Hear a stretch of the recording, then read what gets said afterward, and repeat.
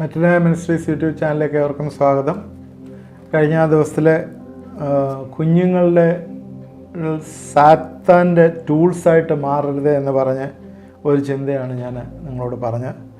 ശരിക്കും ഈ occult practices, അതുപോലെ ഔജ ബോർഡ്, ഈ ഗെയിം ഫാൻറ്റസി, അതുപോലെ cartoons, television programs, internet games, ഇതെല്ലാം തന്നെ കുഞ്ഞുങ്ങളെ പല രീതിയിൽ സ്വാധീനിക്കുന്നുണ്ട്.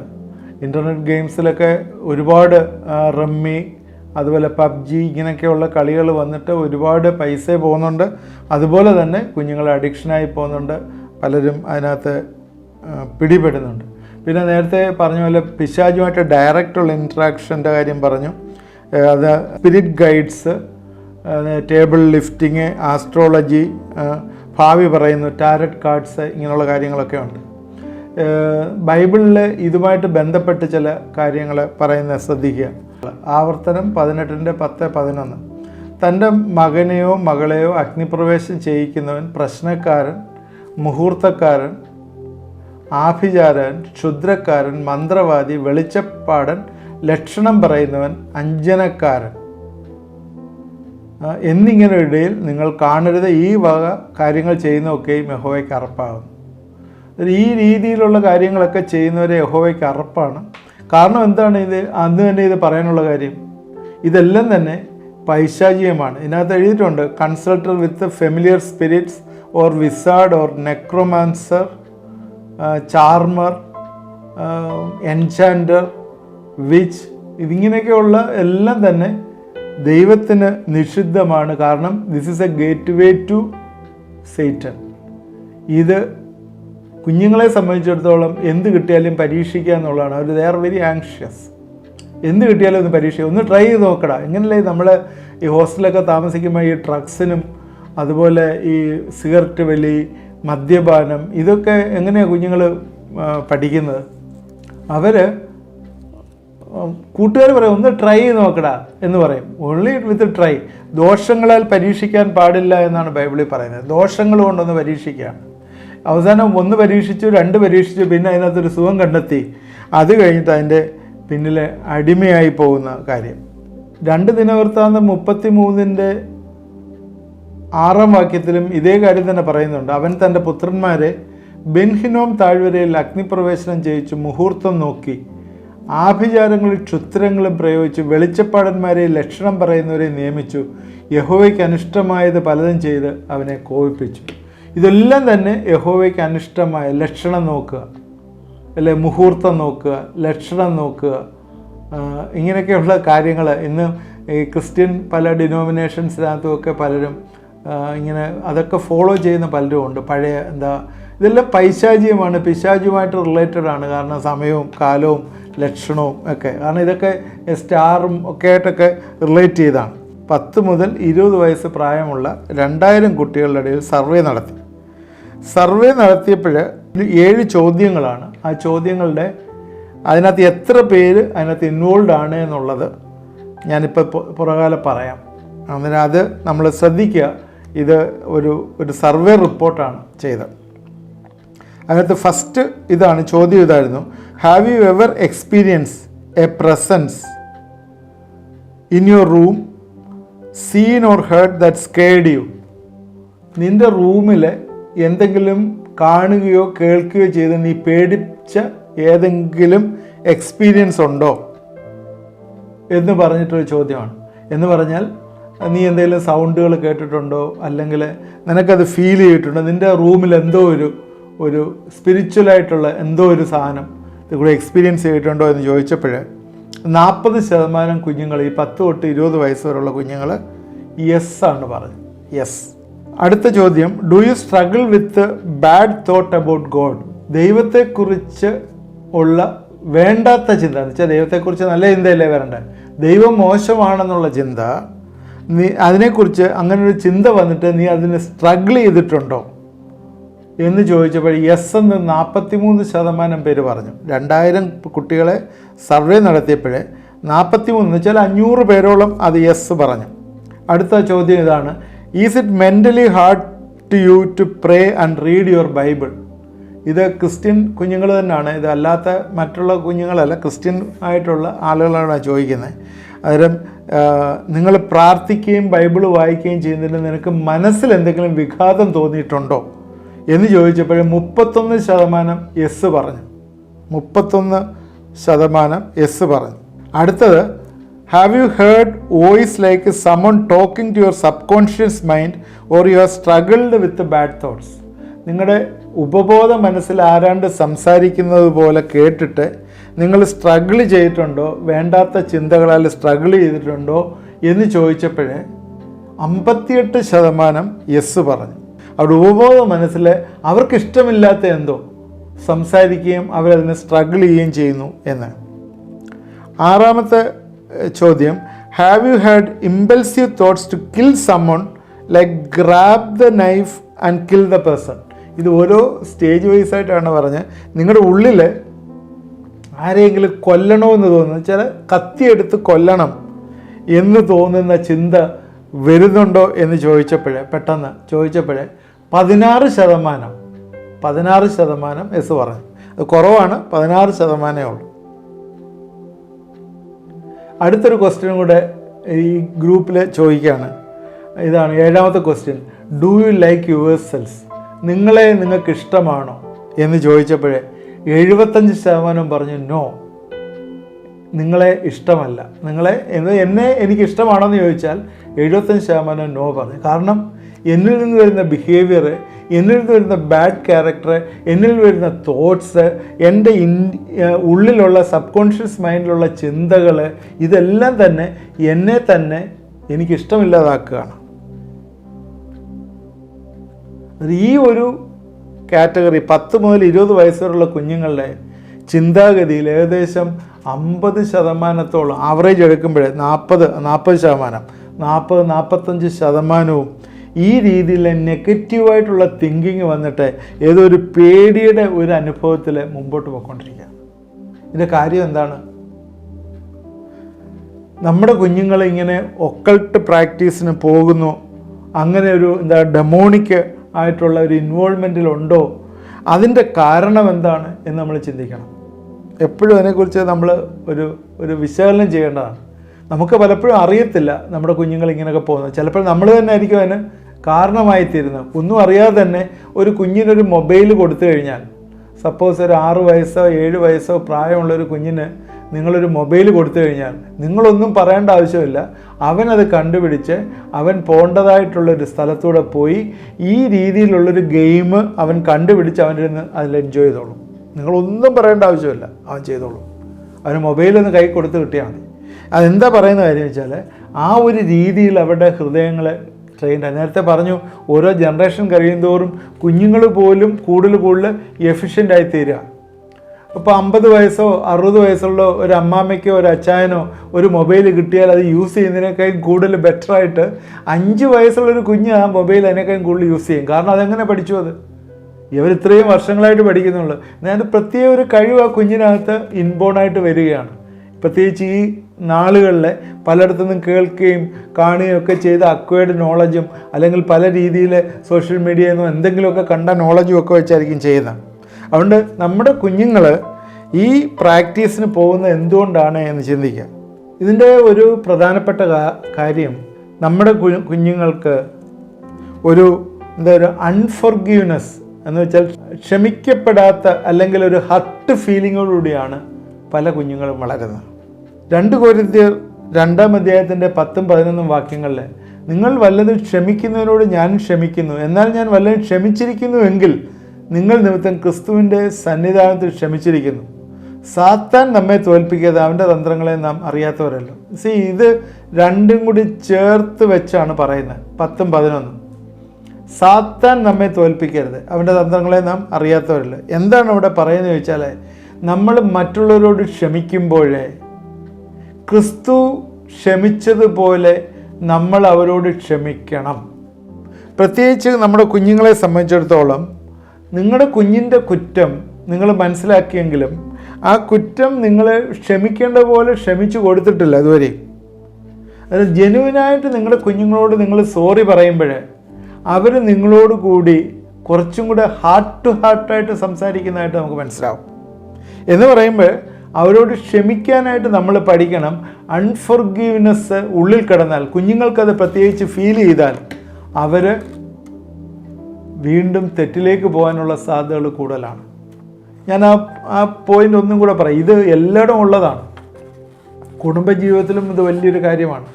അൺഫോർഗീവ്നെസ്. ഞാൻ കുടുംബജീവിതത്തിൻ്റെ പറഞ്ഞ സമയത്ത് ഭാര്യ ഭർത്തൃ ബന്ധങ്ങളിലെ അൺഫോർഗീവ്നെസ്സിൻ്റെ കാര്യം ഒരുപാട് എടുത്ത് പറഞ്ഞതാണ്.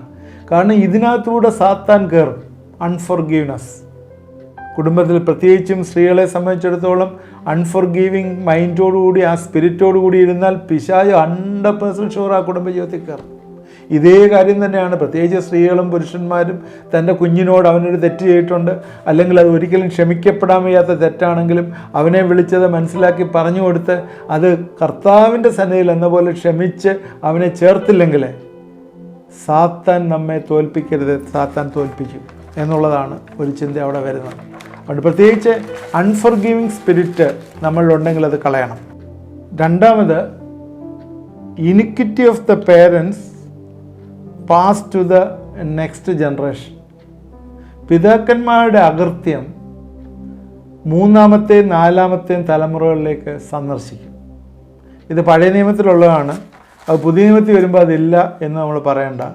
ഇത് പുറപ്പാട് പുസ്തകം 20-ാം അധ്യായത്തിൻ്റെ 5-6 വാക്യങ്ങളിൽ ഇത് ക്ലിയറായിട്ട് എഴുതിയിട്ടുണ്ട്. ദൈവം പറയുന്ന കൽപ്പന. ദൈവത്തിൻ്റെ നേച്ചർ ദൈവം ചേഞ്ച് ചെയ്യത്തില്ല. ദൈവത്തിൻ്റെ കൽപ്പനകളെ സൂപ്പർസീഡ് ചെയ്യുന്ന കൽപ്പന യേശു ക്രിസ്തുവിൽ കൂടി വന്നിട്ടുണ്ട്, അത് ശരിയാണ്. എന്നാൽ ദൈവത്തിൻ്റെ കൽപ്പനകൾ ദൈവത്തിൻ്റെ നേച്ചർ കാണിക്കുന്നതാണ്. അത് ദൈവം ഒരിക്കലും ഉപേക്ഷിക്കത്തില്ല. അത് പറഞ്ഞത് തന്നെയാണ്.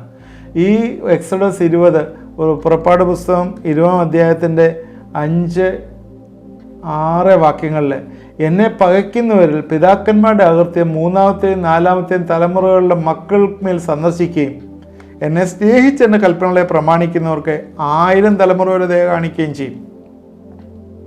ഈ 10 കൽപ്പനകൾ കൊടുത്തതിൻ്റെ കൂട്ടത്തിൽ ചേർന്ന് പറയുന്നതാണ്. വേറെ ആരെയും നമസ്കരിക്കരുതെന്ന് പറഞ്ഞിട്ട് എന്നെ പകയ്ക്കുന്ന ആളുകൾ, അതിൻ്റെ അകൃത്യം ഞാൻ മൂന്നാമത്തെയും നാലാമത്തെയും തലമുറ വരെയും സന്ദർശിക്കും എന്ന് പറയുന്നുണ്ട്. അതുകൊണ്ട് എന്നെ സ്നേഹിക്കുന്നവരെ, അതുകൊണ്ട് ഇനിക്വിറ്റി ഓഫ് പേരൻസ്, അത് അകൃത്യം, അത് അടുത്ത തലമുറകളിലേക്ക് കൈമാറ്റം ചെയ്യും. ഇതേ കാര്യം തന്നെയാണ് പുറപ്പാട് പുസ്തകം 34-ാം അധ്യായത്തിൻ്റെ 6-ഉം 7-ഉം വാക്യങ്ങളിൽ ഇതേ കാര്യം വീണ്ടും റിപ്പീറ്റ് ചെയ്യാണ്. പുറപ്പാട് 20-ന്റെ 5-ലും 6-ലും പറയുന്ന അതേ വാക്യം.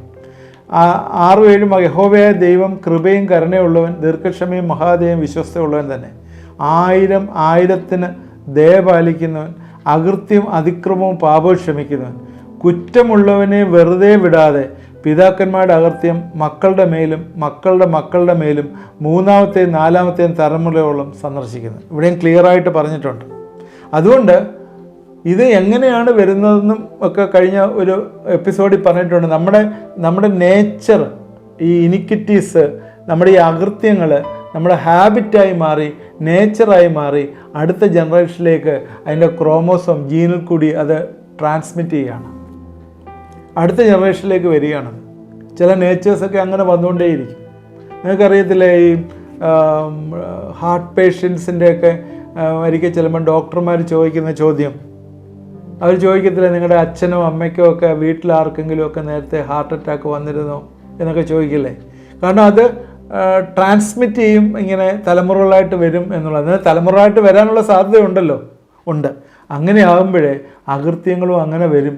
ദൈവം അടുത്ത തലമുറയ്ക്ക് കൊടുക്കും. നമ്മൾ ആ XY ക്രോമോസോം എടുക്കുമ്പോൾ തന്നെ നമ്മൾ അറിയാമല്ലോ, ഒരു പുരുഷൻ XY ക്രോമോസോം വരുമ്പോൾ 50% അപ്പൻ്റെ 50% അമ്മയുടെ, അടുത്ത തലമുറ വരുമ്പോൾ ആ അപ്പൻ്റെ 25% ആയി, അടുത്ത തലമുറ വരുമ്പോൾ 12.5 ആയി, നാലാമത്തെ തലമുറ വരുമ്പോൾ നെഗ്ലിജിബിൾ ആവും, ചെറിയൊരു ഒരു 5% അതിൽ താഴെയാവും. അതുകൊണ്ട് ഈ തലമുറകളിൽ ഈ ജീനിൻ്റെ ഇമ്പാക്റ്റ് ഉണ്ടാവും. അതുകൊണ്ട് iniquity of parents pass to the next generation എന്ന് മറക്കരുത്. കഴിഞ്ഞ ദിവസം ഒരു ജേർണൽ വായിച്ചതാണ്. ചാർല എന്ന് പറയുന്ന ഒരു അമ്മയുടെ ഒരു എക്സ്പീരിയൻസാണ്.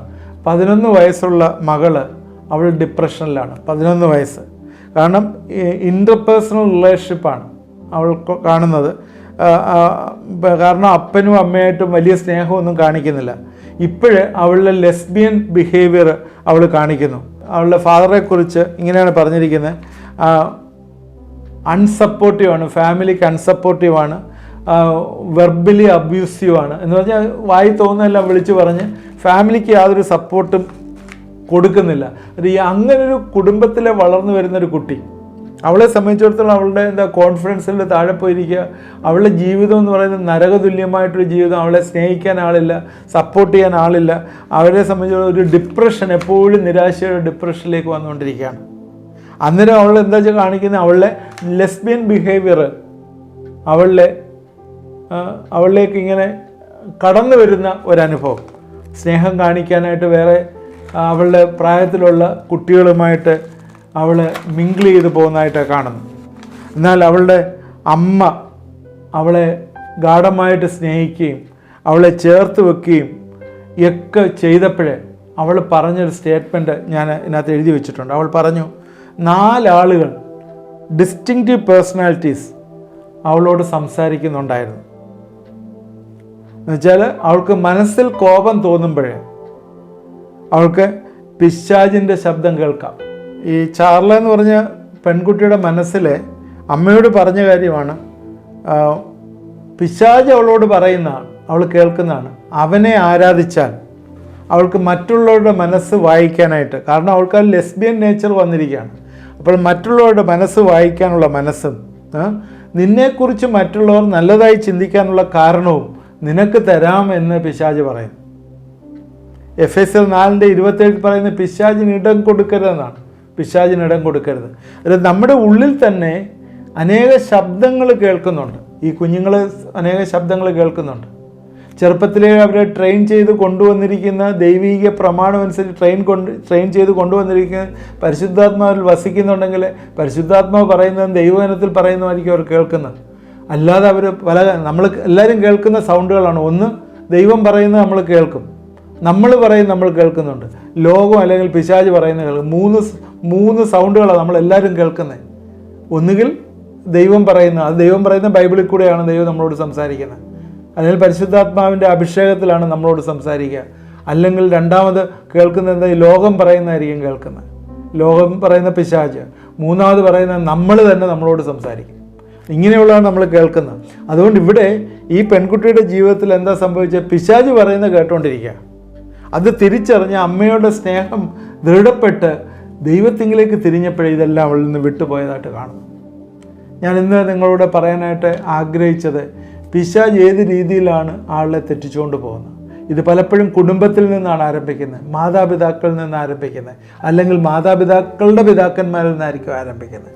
പിശാച് പലപ്പോഴും ഈ പല സ്ഥലങ്ങളിലും നമ്മൾ ചെല്ലണ്ടാത്ത സ്ഥലങ്ങളിൽ നമ്മൾ ചെന്ന് അവർ ഗേറ്റ് വേ ഉണ്ടാക്കി കൊടുക്കുമ്പോഴേ അതിൽ കൂടി അവനുള്ളിൽ കയറി നമ്മളെ പെർവേർട്ടാക്കി കളയുന്നു, നമ്മുടെ കുഞ്ഞുങ്ങളെ പെർവേർട്ടാക്കി കളയുന്നു, നമ്മൾ മറന്നുപോകും. തീർച്ചയായും ഇന്നത്തെ ചിന്തകൾ നമുക്ക് പ്രയോജനമായി എന്ന് വിചാരിക്കുന്നു. തുടർമാനമായിട്ട് പിശാച് അറ്റാക്ക് ചെയ്യുന്ന വിധങ്ങളെക്കുറിച്ചാണ് നമ്മൾ ചിന്തിക്കുന്നത്. തുടർമാനമായിട്ട് ചിന്തിക്കും. എന്നോട് കൂടെ നിങ്ങളായിരിക്കണം. ഈ ദിവസങ്ങളിൽ നമുക്ക് പ്രത്യേകിച്ചും ഈ പിശാച് പിടിച്ചുകൊണ്ട് പോയ കുടുംബങ്ങളിൽ നിന്ന് നമുക്ക് ഈ കുഞ്ഞുങ്ങളെ വലിച്ചെടുക്കാം. ദൈവം നമ്മളെ സഹായിക്കട്ടെ. പ്രാർത്ഥിക്കാം. ദൈവമായ കർത്താവെ, ഇത് കണ്ടുകൊണ്ടിരുന്ന പ്രിയപ്പെട്ടവരെ ദൈവരങ്ങളിലേക്ക് സമർപ്പിച്ച് പ്രാർത്ഥിക്കുന്നു. ചില കുടുംബങ്ങളിലൊക്കെ പൈശാചി അറ്റാക്ക് എന്ന് വന്നിരിക്കുകയാണ്. കുഞ്ഞുങ്ങളൊക്കെ തലതിരിഞ്ഞ് പൊയ്ക്കൊണ്ടിരിക്കുന്ന അനുഭവങ്ങളാണ്. പറഞ്ഞാൽ കേൾക്കാതെ, കർത്താവേ, പിതാക്കന്മാർ പറയുന്ന കേൾക്കാതെ, സമയത്തും കാലത്തിനും ഒന്നും ഭവനത്തിൽ വരാതെ, ഭവനത്തിൽ നിന്ന് വിട്ട് മുടിയൻ പുത്രനെ പോലെ പോയിരിക്കുന്ന സാഹചര്യങ്ങൾ വിഷമിക്കുന്ന മാതാപിതാക്കൾ ഇത് കാണുന്നു. നിങ്ങൾ എന്നോട് ചേർന്ന് ആ ഡിവൈസിലോട്ട് കൈ ഉയർത്തി നിങ്ങളൊന്ന് പ്രാർത്ഥിക്കുമോ? പിതാവിൻ്റെയും പുത്രൻ്റെയും പരിശുദ്ധാത്മാവിൻ്റെയും നാമത്തെ ഞങ്ങൾ പ്രാർത്ഥിക്കുന്നു. വലിയൊരു വിടുതൽ, പൈശാചിക ബന്ധനത്തിൽ നിന്നുള്ള വലിയൊരു ഡെലിവറൻസ് യേശുവിൻ്റെ നാമത്തിലെ ആ കുടുംബങ്ങൾ വന്നു ചേരട്ടെ എന്ന് പ്രാർത്ഥിക്കുന്നു. കർത്താവെ, ഞങ്ങൾ ഇവിടെ ഇരുന്ന് പ്രാർത്ഥിക്കുമ്പോഴേ ഈ വലിയ വിടുതൽ ഏറ്റെടുക്കുവാനായിട്ട് കർത്താവെ സഹായിക്കണമേ. വിശ്വാസത്തോടെ എന്നോട് ചേർന്ന് പ്രാർത്ഥിക്കുന്നവർക്ക് ആ വലിയ വിടുതൽ ഇന്ന് രാത്രിക്കാലം അവരുടെ ഭവനങ്ങളിലേക്ക് വന്നു ചേരട്ടെ എന്ന് പ്രാർത്ഥിക്കുന്നു. ദൈവമേ, ഞങ്ങൾ ചേർന്ന് പ്രാർത്ഥിച്ചവരെ അനുഗ്രഹിക്കണമേ. അവരുടെ മാനസിക വ്യഥയിൽ നിന്ന് വിടുവിക്കണമേ. കമ്മ്യൂണിക്കേഷൻ ഇല്ലാത്തടത്ത് കമ്മ്യൂണിക്കേഷൻ വന്നു ചേരട്ടെ എന്ന് പ്രാർത്ഥിക്കുന്നു. ഫോൺ വിളിക്കാതെ ഇരിക്കുന്ന കുഞ്ഞുങ്ങളെ ഫോൺ വിളിക്കുവാനായിട്ട്, ഭവനത്തിൽ വരാതിരിക്കുന്നവർ ഭവനത്തിൽ വരുവാനായിട്ട് കർത്താവേ ഈ ദിവസങ്ങൾ സഹായിക്കേണ്ട ഒരുത്തം ചെയ്യണമേ. എൻ്റെ കരങ്ങളിലേക്ക് ഏൽപ്പിക്കുന്നു. യേശുക്രിസ്തുവിൻ്റെ നാമത്തിൽ പ്രാർത്ഥിക്കുന്നു, കേൾക്കുമാറാകണമേ. ആമേൻ. നിങ്ങൾ നിങ്ങളുടെ കമൻറ്റ് ബോക്സിലിടുക. പ്രെയർ റിക്വസ്റ്റ് ഉണ്ടെങ്കിൽ ആ വാട്സാപ്പ് നമ്പറിൽ അയച്ചു തന്നാൽ പ്രാർത്ഥിക്കുന്നതാണ്. ഞങ്ങൾക്ക് ഒരു ഫാസ്റ്റിംഗ് ആൻഡ് പ്രെയർ ടീമുണ്ട്. പ്രത്യേകിച്ചും ഇങ്ങനെയുള്ള വിഷയങ്ങളെ ഓർത്ത് പ്രാർത്ഥിക്കുകയും അതിലൊക്കെ ദൈവം ജയം തരികയും ചെയ്യുന്നുണ്ട്. ഏതെങ്കിലും വിഷയങ്ങളിലെ പ്രാർത്ഥനയിലെ ഫലം നിങ്ങൾ കിട്ടിയിട്ടുണ്ടെങ്കിൽ നിങ്ങൾ അറിയിച്ചാൽ ഞങ്ങൾക്ക് സ്തോത്രത്തിനുള്ള അവസരമാണ്. ഇത് നിങ്ങളുടെ ഫ്രണ്ട്സിന് അയച്ചു കൊടുക്കണം, തുടർമാനമായി കാണണം. ദൈവം നമ്മളെല്ലാവരെയും അനുഗ്രഹിക്കട്ടെ.